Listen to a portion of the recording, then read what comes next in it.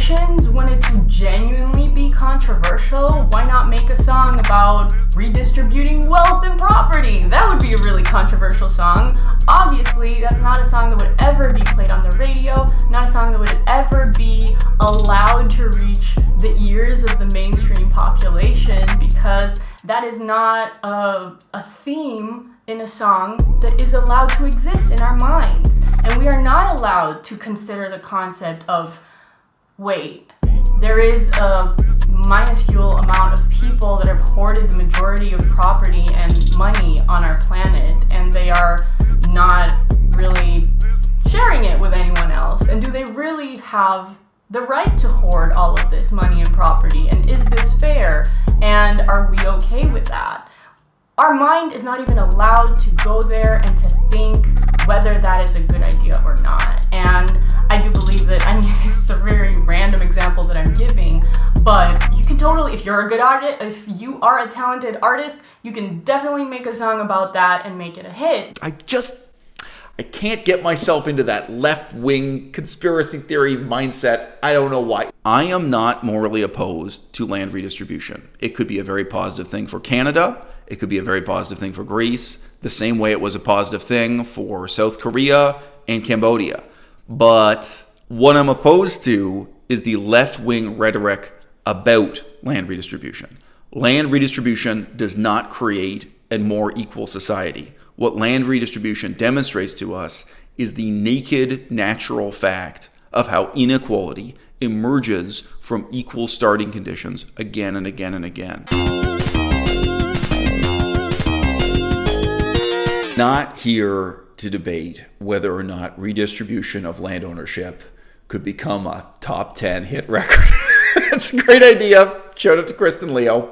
Make it happen. We started drafting lyrics for hits. We were like, hey, we can take the beat from WAP and we can record new lyrics on it talking about redistribution of land ownership. Why not you, Kristen? Step up. Get on the mic. It doesn't even have to be a parody. You can do a deadpan serious song on redistribution of land ownership. We're not here to debate whether or not there's a conspiracy in the music industry that would prevent you from having a hit song about redistribution of land ownership. I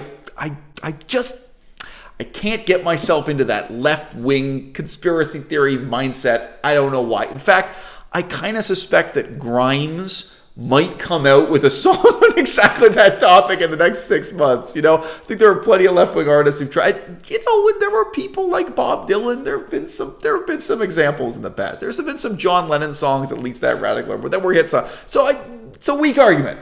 We're not here to talk about land redistribution as a musical theme in the music industry. We're here to talk about land redistribution as such. If you've been watching my channel for a long time, not my first video made on this topic. Maybe the fourth, maybe the fifth. It would be very hard for me to put together a playlist of all the times talking about this because it came up in passing when I was talking about other subjects. Any super fans of the photographic memory, send in suggestions and we can put together a playlist. Not the first video made a topic, and this is not going to be the last. People keep asking about this, I think for a really good reason.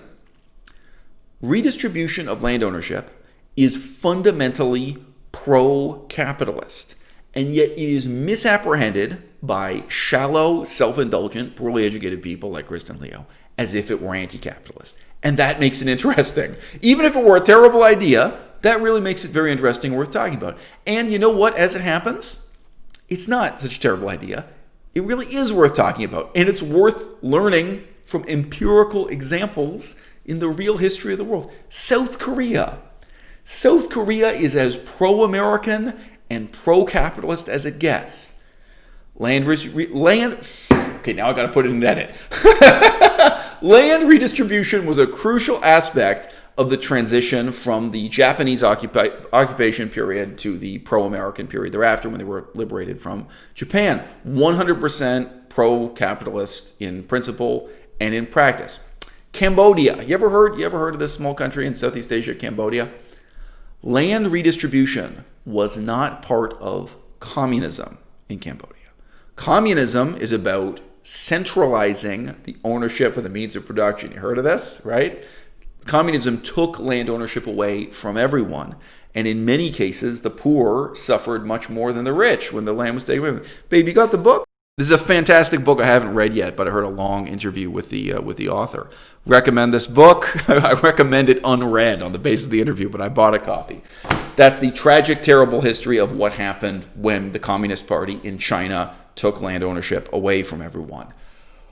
When they lost faith in communism in Cambodia, when they lost faith in the centralized ownership of the means of production, when communism broke down and fell to pieces after more than 1 million people died, maybe it's more than 2 million, topic for another video, what did they do? They took parcels of the land and they handed it out to you and you and you and you. In theory, everybody in the country got a parcel of land and became a landowner and a farmer. Do you think that's the end of the story? Do you think we can just hit stop and say, and that's it? South Korea solved all of its problems forever. There were never poor people in South Korea ever again. There were never poor people and rich people. There was no inequality because they redistributed land. Do you think that's what happened in Cambodia? Do you think yes? And when I lived in Cambodia, there were no poor people and there were no rich people and nobody oppressed them because they redistributed land. No. What I'm fighting against here is not one simple misconception, but the habit of mind that resists engaging in a full life cycle analysis, right? The left-wing mind insists on saying, if you just take away land from the rich and give it to the poor, problem solved, end of story. There's a refusal to think ahead as several more dominoes fall in sequence. There's a refusal to think ahead step by step over the next few years, over the next few decades, over the next few generations. What are the consequences? And again, it's not all hypothetical. What were the consequences in South Korea? What were the consequences in Cambodia? And guess what? To quote ODB, this ain't something new that just came out of nowhere. No! This is something old. It's in Aristotle. It's in the Hebrew Bible. Both Aristotle and the Old Testament contain discussions of how to cope with the fact that with time, even if you distribute land equally to everyone, land ownership will become more and more unequal. Meaning what? A small number of farmers become wealthier and wealthier and buy up the land of the larger number of farmers who get poorer and poorer. There are winners and losers, even if you regard winning and losing as random and arbitrary and not linked to your own personal virtue in any way. In agriculture especially, this tends to be the case. Some people just make decisions that result in them wanting to opt out of farming. They decide, hey, you know what? I'd rather sell my farm, take this money and pay for university tuition so I can become a dentist. Or they say, I'm going to take my farm, I'm going to go to the bank and ask for a loan so that my own son can go to university and become a dentist and get out of farming. That's maybe the happiest way that poor people end up losing their land and the rich take over. There are so many more unhappy possibilities. Someone decides, hey, you know what? Too many people are already farming mangoes. There's no money in mango farming. I'm going to cut down my mango trees and start farming garlic. I can make way more money for farming garlic. Little do they know, there's a new free trade agreement between Thailand, Cambodia, and China. All of a sudden, Chinese garlic enters the market. The value of garlic locally goes down. Chinese garlic is 1/10 the price of locally farmed garlic within Thailand and Cambodia.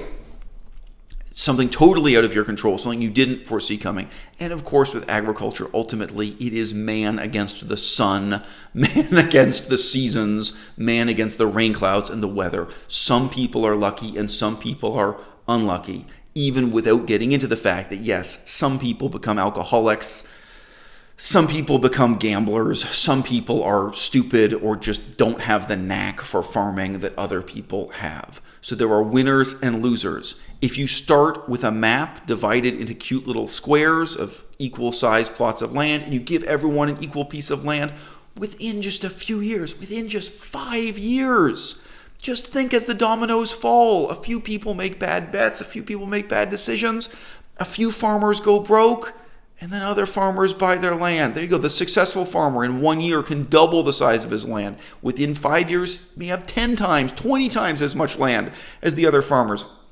And one by one, there are other farmers going bankrupt. When I was working in Cambodia, I did research on people who came down with serious illnesses, including tuberculosis. There were people who sold all their farmland just to have access to medical care because they were very slowly dying of tuberculosis. Most forms of tuberculosis, they don't kill you quick.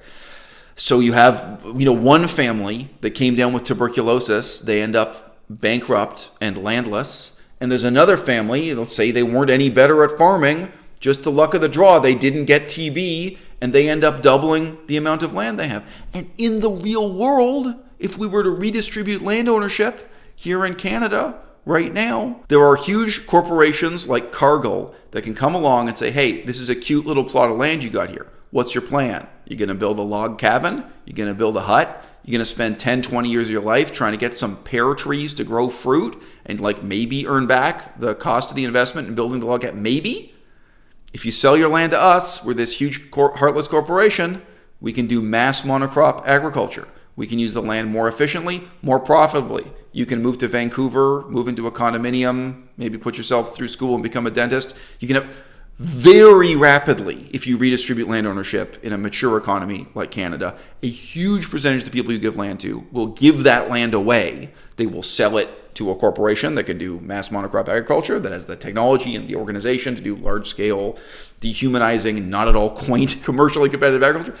And also people will just turn around and hand it to the bank. They'll say, oh, great, thanks for this plot of land, but I always wanted to be a barber, so I'm going to, offer this as collateral to the bank, and then I'm going to move to the city and open my barber shop, or whatever the hell it is they want to do.